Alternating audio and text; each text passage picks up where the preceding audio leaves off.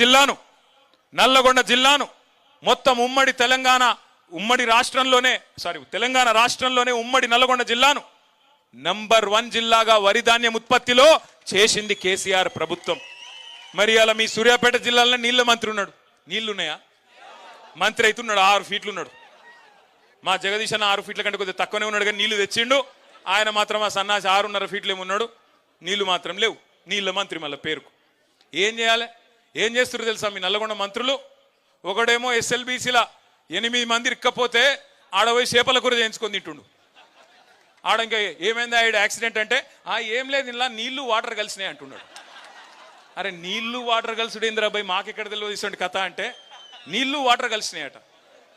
ఇక ఇట్లున్నారు మీ మంత్రులు. మీ ఒక ఆయననేమో నీళ్ళ మంత్రి, నీళ్లు లేవు. ఇంకొక ఆయనేమో నీళ్లు వాటర్. ఇంత గొప్పోలను ఎన్నుకున్న నల్లగొండ చైతన్యానికి హృదయపూర్వకంగా వందనం. నేను మిమ్మల్ని కోరేది ఒకటే, బాధపడేది ఏం లేదు. పోయింది అధికారమే, ప్రజల అభిమానం పోలేదు. ఇదే గులాబీ జెండా తిరిగి రావాలి, కేసీఆర్ ముఖ్యమంత్రి కావాలి అనే మాట ఇవాళ ప్రతి గుండెలోంచి వినబడతా ఉన్నది. ప్రతి గుండె చప్పుడు. మేమందరం తిరుగుతున్నాం.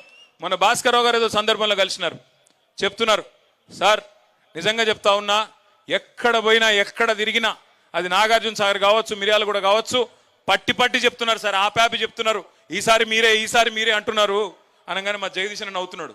ఈసారి మీరే అంటే పోయినసారి వేయలేదా మీరు అని అడుగు అని చెప్తున్నాడు.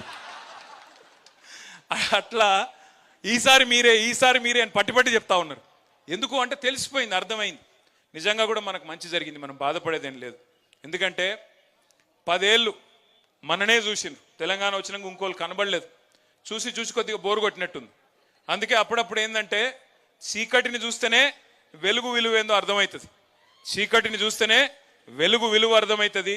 అప్పుడప్పుడు గాడిదలను చూస్తేనే గుర్రాల విలువ కూడా ఏందో అర్థమవుతుంది. ఇవాళ అక్కడ ఉన్న కంచరగాడిదని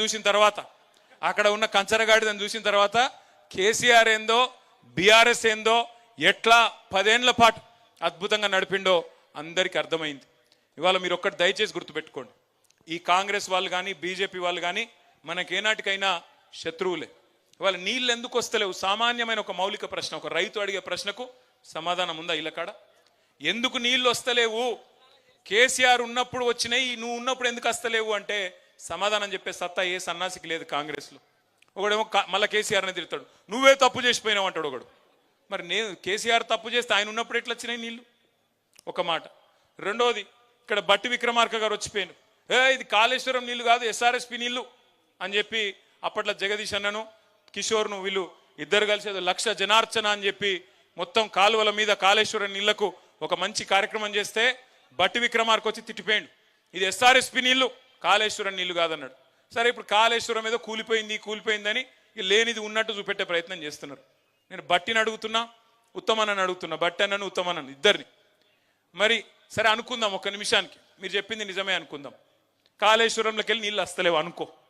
మరి నువ్వు కట్టిన SRSP అయితే ఉంది కదా, ఇంకా మరి నీళ్ళు ఎందుకు వస్తలేవు? ఇప్పుడు కేసీఆర్ కట్టిన కాళేశ్వరంతోని తెలంగాణ ప్రభుత్వంలో అక్కడ కేసీఆర్ గారు ఉన్నప్పుడేమో నీళ్ళు వచ్చినాయి, మరి ఇప్పుడు మీ ప్రభుత్వం రాగానే ఎందుకు బంద్ అయినాయి అంటే సమాధానం లేదు.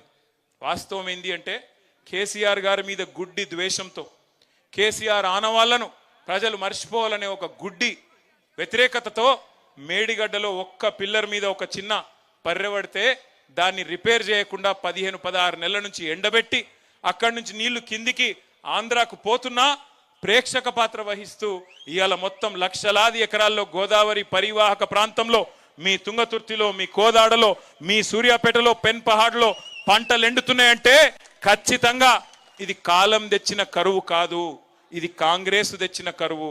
రేవంత్ రెడ్డి పాపం ఇవాళ రైతన్నకు శాపం అవుతున్నది. రేవంత్ రెడ్డికి కేసీఆర్ గారి మీద ఉన్న కోపం ఇవాళ రైతన్నకు శాపం అవుతున్నది, ఇంకోటి కాదు. ఇది గోదావరి. మరి కృష్ణలో ఏమైంది? పోయిన వానాకాలం మంచిగా నీళ్లు వర్షాలు పడ్డాయి, నీళ్లు నిండా ఉండే, శ్రీశైలంలో కానీ నాగార్జున సాగర్లో కానీ పైన జూరాల్లో కానీ నిండా ఉండే నీళ్లు. మరి అక్కడ ఎందుకు ఇయ్యలేకపోతున్నారు?